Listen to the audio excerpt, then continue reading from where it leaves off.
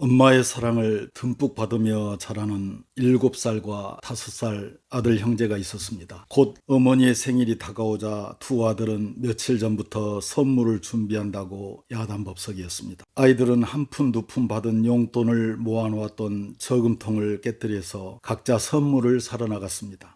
큰아이는 빨간색 립스틱을 사가지고 왔습니다. 어머니가 아침마다 바르는 것을 보았기 때문입니다. 그런데 둘째 아이는 장난감을 하나 사들고 왔습니다. 자기 생각에는 그게 제일 좋아 보이니까 엄마도 틀림없이 좋아할 것이라고 생각한 것입니다. 엄마를 위한다면 엄마가 기뻐하고 좋아하는 것을 찾아야 합니다. 작은 아이는 자기 중심적으로 어머니를 사랑했기 때문에 장난감을 사가지고 어머니 앞에 나타난 것입니다. 이것이 바로 성숙과 미숙의 차이입니다. 20세기 교회의 선지자적 사명을 감당한 미국의 토저 목사는 현대 교회에 3가지 문제가 있다고 말했습니다. 첫째는 믿는 자가 성장하지 않고 계속 어린아이로 머물러 살만 찌고 있는 것입니다. 둘째는 믿는 자가 교회 안에서 마땅히 해야 할 일을 하지 못하고 참관만 하는 것입니다. 셋째는 믿는 자가 서로 일치하지 않고 분열과 다툼만 일삼는 것입니다. 토저 목사는 이것을 현대교회의 심각한 문제라고 지적하면서 이것을 해결할 수 있는 길은 오직 하나, 그리스도인이 영적으로 성장하고 성숙하여 자기 생각을 내려놓고 하나님이 원하시는 것을 알 때만이 가능하다고 했습니다. 내가 어렸을 때는 말하는 것이 어린아이와 같고 깨닫는 것이 어린아이와 같고 생각하는 것이 어린아이와 같다가 장성한 사람이 되어서는 어린아이의 일을 버렸노라. 그러므로 형제들아 더욱 힘써 너희 부르심과 택하심을 굳게 하라. 너희가 이것을 행한즉 언제든지 실족하지 아니하리라. 이같이 하면 우리 주 곧 구주 예수 그리스도의 영원한 나라에 들어감을 넉넉히 너희에게 주시리라. 그리스도인의 자기소개는 신앙 고백과 간증으로 표현됩니다. 그러므로 그리스도인에게는 자신의 신앙 고백과 간증이 있어야 합니다. 바울은 복음을 전하면서 자신의 간증이 필요하다고 생각될 때마다 자신이 어떻게 예수님을 믿게 되었는지에 대해서 간증하기를 주저하지 않았습니다. 예수 그리스도를 믿는 성도는 언제 어디서 누구를 만나더라도 자신의 신앙을 간증할 수 있어야 합니다. 초대교회 성도들은 예수를 믿는다고 고백하면 죽임을 당할 수 있는 위험한 상황임에도 불구하고 그들은 주저하지 않고 많은 사람들 앞에서 자신의 신앙을 고백하고 간증하며 담대하게 예수 그리스도를 증거했습니다. 그것은 곧 그들의 가슴 속에 성령님이 내주하신다는 것을 나타내주는 가장 확실한 내적 증거였던 것입니다. 간증은 예수 그리스도께서 우리의 삶에 어떤 변화를 가져오셨는지에 대한 이야기입니다. 예수님은 우리에게 증인이 되라고 하셨습니다. 그러므로 우리는 간증해야 합니다. 간증은 유일하고 독특한 것입니다. 나의 간증은 하나님께서 나에게만 주신 것이므로 누구도 똑같은 간증이 없습니다. 그러므로 우리는 하나님께서 나를 통해 행하신 일을 세상에 전해야 합니다. 너희 마음에 그리스도를 주로 삼아 거룩하게 하고 너희 속에 있는 소망에 관한 이유를 묻는 자에게는 대답할 것을 항상 예비하되 온유와 두려움으로 하라. 1. 간증이란 무엇인가? 간증이란 하나님께서 나에게 베풀어 주신 은혜와 행하신 일들을 사실 그대로 말하여 하나님을 높이고 또한 하나님을 믿게 하는 것입니다. 씨앗을 땅에 뿌리면 싹이 나고 열매를 맺는 것처럼 하나님의 말씀이 심령에 떨어져서 싹이 나고 꽃이 피고 열매를 맺는 것이 간증입니다. 신앙생활은 간증의 연속입니다. 간증은 예수 그리스도께서 나를 통해서 일하시는 증거이며 내 안에 내주하시는 성령님의 일하심을 체험하는 증거입니다. 대대로 주께서 행하시는 일들을 크게 찬양하며 주의 능한 일을 선포하리로다.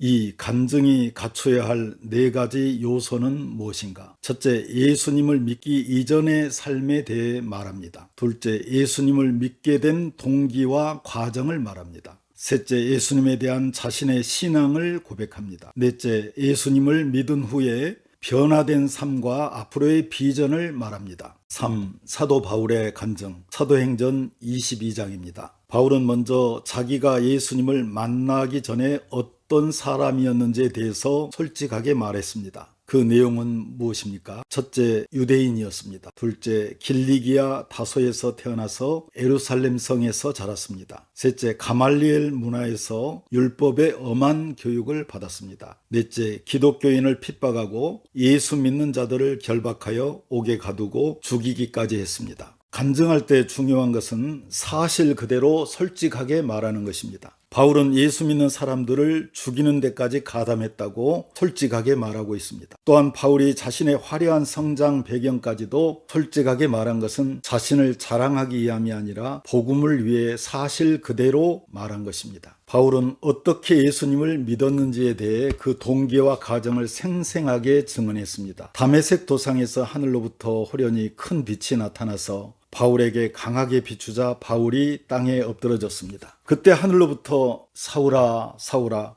네가 왜 나를 박해하느냐라는 음성을 들었습니다. 바울이 누구십니까? 라고 하자 나는 네가 박해하는 나사렛 예수다라는 대답이 들려왔습니다. 그리고 예수님은 바울에게 일어나서 다메섹으로 가면 네가 앞으로 어떻게 해야 할지에 대해 알려줄 사람을 만나게 될 것이다 라고 말씀하셨습니다. 바울이 다메섹 도상에서 체험했던 것 중에 중요한 것은 빛을 본 것과 소리를 들은 것이 아니라 예수님을 만난 것입니다. 빛이나 소리와 같은 신비한 것은 현상이고 예수님과의 만남이 본질입니다.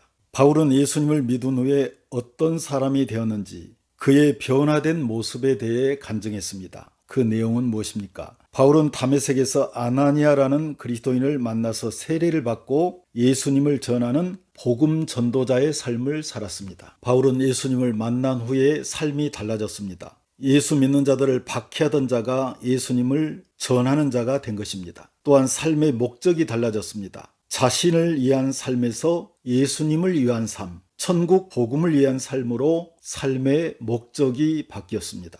바울의 간증에는 신앙 고백이 빠져 있습니다. 그 이유는 무엇입니까? 바울이 간증하는 도중에 군중들의 소란과 폭동으로 체포되어 간증이 중단되었기 때문에 신앙 고백을 할 수 없었습니다. 4. 베드로의 신앙 고백, 마태복음 16장입니다. 베드로의 신앙 고백은 어떤 내용입니까? 16절에 예수님은 그리스도시며 살아계신 하나님의 아들입니다. 베드로가 고백한 그리스도와 하나님의 아들은 무슨 뜻입니까? 그리스도는 인간을 죄에서 구원하기 위해 하나님으로부터 임명을 받고 하늘에서 내려온 구원자를 뜻합니다. 구약 메시아의 오어는 히브리어 마시아흐에서 온 것으로 기름 부음을 받은 자란 뜻입니다. 또한 신약의 그리스도는 헬라어 크리스토스에서 온 것으로 구약의 메시아와 같은 의미입니다. 하나님의 아들은 이스라엘 왕에게만 붙이는 특별한 칭호였는데 베드로의 신앙 고백에서는 그리스도의 신성을 나타내는 개념으로 사용되었습니다.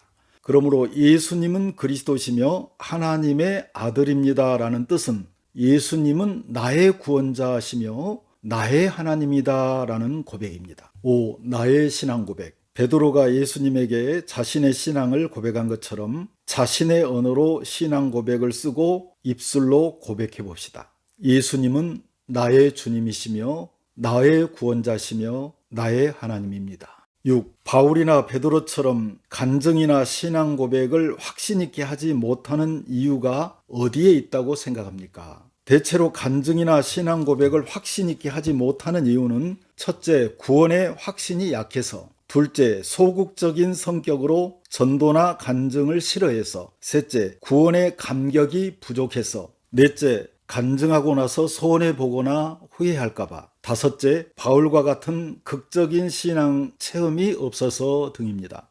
그리스도인은 이러한 요소들을 극복하고 신앙의 선배들처럼 예수님을 증거할 수 있어야 합니다. 7. 간증이나 신앙 고백을 확신 있게 하지 못하는 문제를 해결하는 열쇠는 무엇입니까? 신앙생활에 있어서 가장 감동적이고 중요한 체험은 나 같은 죄인이 하나님의 은혜로 용서받고 구원받아 하나님의 자녀가 되었다는 사실입니다. 얼마나 많은 사람들이 아직도 예수님을 믿지 않고 미신과 무신론과 이단과 타 종교에 빠져 있습니까? 그러므로 나 같은 죄인이 하나님의 자녀가 되었다는 사실보다 더 큰 기적은 없으며 이보다 더 감동적인 간증은 없습니다. 예수님께서는 베드로의 신앙 고백을 들으신 후에 어떤 반응을 보이셨습니까?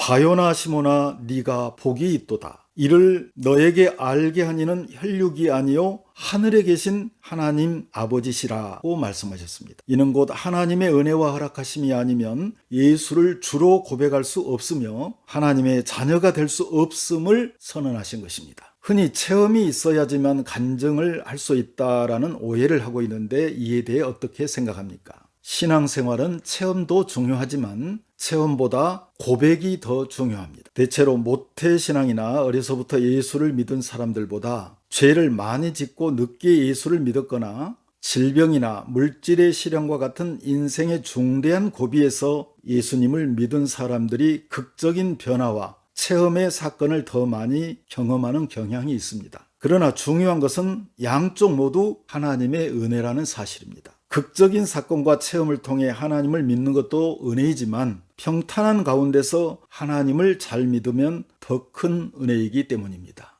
가르쳐 지키게 하라. 행함이 없는 믿음은 죽은 것이니라. 성장반, 성장하는 신앙생활 교재 사용법에 대해 말씀드리겠습니다.